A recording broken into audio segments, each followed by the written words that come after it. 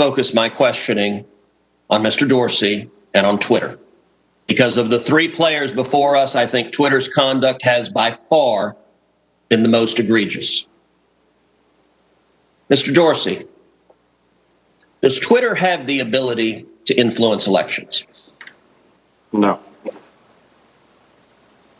You don't believe Twitter has any ability to influence elections? No, we are one part of a broad spectrum of communication channels that people have. So you're testifying to this committee right now that Twitter, when it silences people, when it censors people, when it blocks political speech, that has no impact on elections? People have choice of other communication channels with which... Not if they don't hear information. If you don't think you have the power to influence elections, why do you block anything? Well, we have policies that are focused on making sure that more voices on the platform are possible. We see a lot of abuse and harassment, which ends up silencing people and having them leave from the platform. All right, Mr. Dorsey, I find your opening questions, your opening answers absurd on their face. But let's talk about the last 2 weeks in particular. As you know, I have long been concerned about Twitter's pattern of censoring and silencing individual Americans with whom Twitter disagrees. But 2 weeks ago, Twitter, and to a lesser extent Facebook, crossed a threshold that is fundamental in our country. 2 weeks ago, Twitter made the unilateral decision to censor the New York Post in a series of 2 blockbuster articles, both alleging evidence of corruption against Joe Biden, the first concerning Ukraine, the second concerning communist China. And Twitter made the decision, number one, to prevent users, any user, from sharing those stories. And number two, you went even further and blocked the New York Post from sharing on Twitter its own reporting. Why did Twitter make the decision to censor the New York Post? We had a hack materials policy that we... When was that policy adopted? In 2018, I believe. In 2018, go ahead. What was the policy? So the policy is around limiting the spread of materials that are hacked. We didn't want Twitter to be a distributor for hack materials.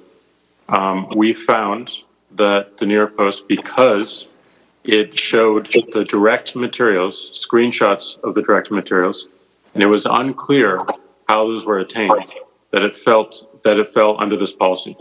Now, so in your view, if it's unclear the source of a document, and in this instance, the New York Post documented what it said the source was, which it said it was a laptop owned by Hunter Biden that had been turned into a repair store. So they weren't hiding what they claimed to be the source. Is it your position that Twitter, when you can't tell the source, blocks press stories? No, not at all. Our team made a fast decision. The enforcement action, however, of blocking URLs, both in tweets and in DM, in direct messages, we believe was incorrect. And we changed it. Today, right now, the New York Post is still blocked from tweeting 2 weeks later. Yes, they have to log into their account, which they can do at this minute, delete the original tweet, which fell under our original enforcement actions, and they can tweet the exact same material from the exact same article, and it would go through. So, Mr. Dorsey, your ability is you have the power to force a media outlet. Let's be clear. The New York Post isn't just some random guy tweeting. The New York Post has the 4th highest circulation of any newspaper in America. The New York Post is over 200 years old. The New York Post was founded by Alexander Hamilton. And your position is that you can sit in Silicon Valley and demand of the media that you can tell them what stories they can publish, and you can tell the American people what reporting they can hear. Is that right? No, this was every person, every account, every organization that signs up to Twitter agrees to a terms of service. Terms of service is so media outlets must genuflect and obey your dictates if they wish to be able to communicate with readers. Is that right? No, not at all. We recognized an error in this policy, and specifically the enforcement. You're still blocking their posts. You're still blocking their posts. Right now, today, you're blocking their posts. We're not blocking the post. Anyone can tweet. Can the New York Post post on their Twitter account? If they go into their account. No is your answer to that. No. unless they genuflect and agree with your dictates. Let me ask you something. You claimed it was because of a hacked materials policy. I find that facially highly dubious and clearly employed in a deeply partial way. Did Twitter block the distribution of the New York Times' story a few weeks ago that purported to be based on copies of President Trump's tax returns?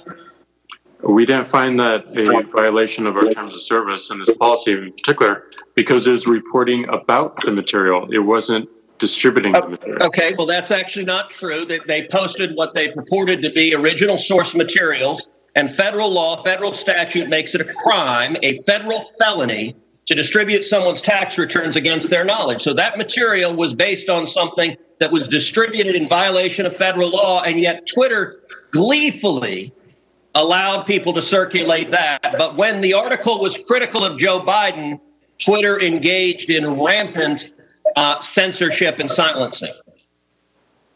And again, we recognized errors in that policy. We changed it within 24 hours. This is. But you're still blocking the New York Post. You haven't changed it. We have changed it. They can log into their account, delete the original tweet. You forced a Politico reporter to take down his post about the New York Post as well. Is that correct? Within that 24-hour period, yes. But we, as the policy has changed, anyone can tweet. So Twitter takes the view you can censor the New York Post, you can censor Politico, presumably you can censor the New York Times or any other media outlet. Mr. Dorsey, who the hell elected you and put you in charge of what the media are allowed to report and what the American people are allowed to hear? And why do you persist in behaving as a Democratic super PAC, silencing views to the contrary of your political beliefs? Let's give Mr. Dorsey a few seconds to answer that, and then we'll have to conclude this segment. Well, we're not doing that, and this is why I opened this hearing with calls for more transparency. We realize we need to earn trust more. We realize that more accountability is needed to show our intentions and to show the outcomes. Thank you, Senator. So I hear the concerns and acknowledge them, but we want to fix it with more transparency. Thank you, Senator Cruz. The ranking member has